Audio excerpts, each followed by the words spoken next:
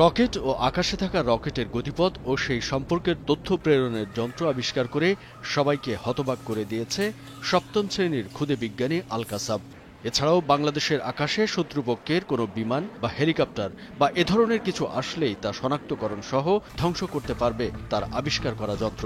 এমনই বিস্ময়কর যন্ত্র আবিষ্কার করে তাক লাগিয়ে দিয়েছে মেহেরপুরের সপ্তম শ্রেণীর ছাত্র আল কাসাব।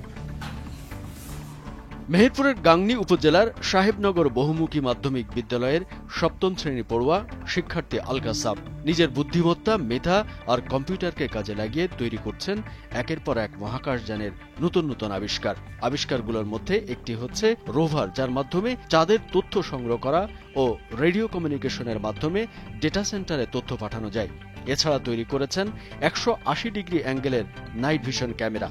এই ক্যামেরার মাধ্যমে চাঁদে থাকা কিউরিসিক 1 পৃথিবীতে থাকা অ্যান্টেনার মাধ্যমে দেশের কম্পিউটারকে তথ্য প্রেরণ করবে। আমি আবিষ্কার করেছি একটি রকেট, যেটির নাম দিয়েছি rocket guidance and flight trajectory control. আর ওই প্রজেক্টটার কাজ হচ্ছে মহাকাশে থাকা রকেটের গতিপথ এবং দূরত্ব সম্পর্কে বিভিন্ন তথ্য সংগ্রহ করা। আমরা ওই রকেটটি মূলত তৈরি করেছি কিউরিসিটি রোভার 1কে চাঁদে পাঠানোর জন্য। আমরা আরো একটা প্রজেক্ট তৈরি করেছি, সেটির নাম হচ্ছে কিউরিসিটি রোভার 1। সেটার কাজ হচ্ছে চাঁদে গিয়ে বিভিন্ন তথ্য সংগ্রহ করা এবং লেজার কমিউনিকেশন দিয়ে পৃথিবীতে থাকা কম্পিউটারে প্রেরণ করা। আমরা যুক্ত করেছি একটি 180 degree angle night vision camera, যেটি চাঁদে বিভিন্ন তথ্য সংগ্রহ করবে এবং পৃথিবীতে প্রেরণ করবে। চাঁদে যেহেতু আমরা কোনো রকম ফুয়েল কিংবা জ্বালানি পাবো না, সেজন্য আমরা ব্যবহার করেছি একটি সোলার প্যানেল, যেটি চাঁদের সূর্যের আলো পাওয়ার সঙ্গে সঙ্গে কিউরিসিটি রোভার 1 সার্চ করবে। কারো সহযোগিতা ছাড়াই এমন বিস্ময়কর সব আবিষ্কারের কথা শুনে অবাক হচ্ছে যে কেউ। সম্প্রতি কুষ্টিয়া ইসলামী বিশ্ববিদ্যালয়ে এক বিজ্ঞান মেলায় আল কাসাব তার সব উদ্বোধনী সরঞ্জাম নিয়ে অংশ নেয়। আর অবাক করা বিষয় হচ্ছে, এসব বিস্ময়কর প্রযুক্তি আবিষ্কার করে ওই বিজ্ঞান ও প্রযুক্তি মেলায় প্রথম স্থান লাভ করে কাসাব।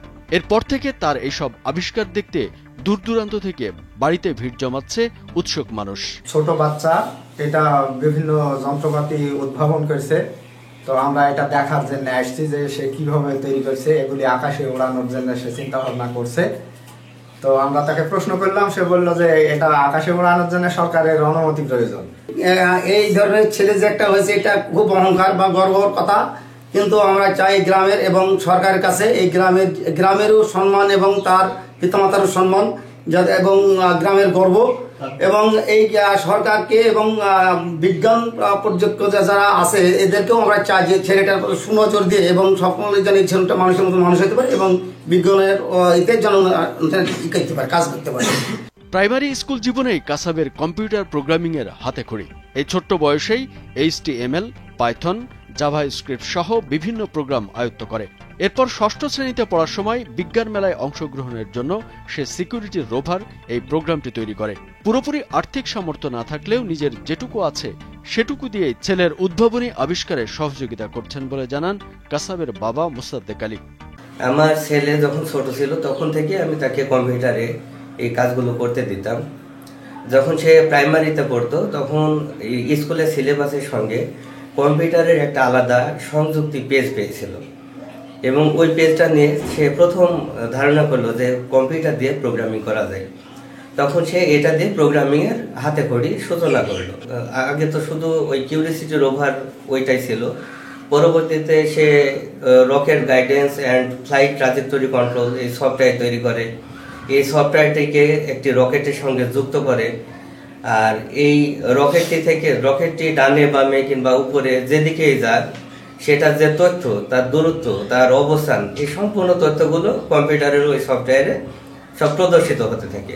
দেশের প্রযুক্তি খাত উন্নয়নের জন্য কাসাব সহ এ ধরনের মেধাবীদের পাশে স্থানীয় ও সরকারি পর্যায়ে সকল প্রকার সহযোগিতা করা উচিত বলে মনে করেন এলাকাবাসী। তিনি যেভাবে এগুলা তৈরি করেছেন, আমাদের উচিত তাকে হেল্প করা, সহযোগিতা করা, এবং সরকারের পক্ষ থেকেও আমি সরকারকে অনুরোধ করব আমরা যে তারা যেন এভাবে প্রত্যেকটা গ্রামে, প্রত্যেকটা জেলায় সবকিছু তৈরি করার জন্য, এভাবে ক্ষুদে বিজ্ঞানী তৈরি করার জন্য আমরা যেন একটা প্রজেক্ট হাতে নিতে পারি। আল কাসাবের আবিষ্কার শুধু তার নয়, সুনাম এনেছে তার শিক্ষা প্রতিষ্ঠানও।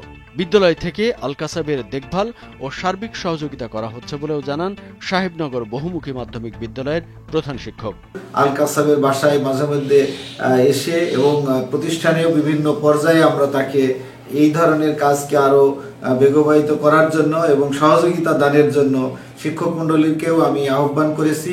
ভবিষ্যতে আমি মনে করি বাংলাদেশ একটি উল্লেখযোগ্য জায়গায় পৌঁছাতে পারবে এবং দেশের গর্ব হিসেবে আল কাসাব একদিন আমাদের এই এলাকাকে উজ্জ্বল করবে, এই প্রত্যাশা রাখছি। আল কাসাবের মধ্যে এই প্রতিভা দেখে আবেগ আপ্লুত হয়েছেন স্থানীয় উপজেলা মাধ্যমিক শিক্ষা অফিসার। কাসাবের মতো মেধাবীদের ঠিকমতো কাজে লাগানো গেলে তারা দেশের সুনামের পাশাপাশি বিশ্বের সেরা সব বিজ্ঞানীদের তালিকায় নাম লেখাতে পারবে বলেও জানান তিনি। 7ম শ্রেণীর ছাত্র আল কাসাব, সে প্রথম হয়েছিল। তার উদ্ভাবনী ছিল চমৎপদ এবং খুব বিজ্ঞান ভিত্তিক।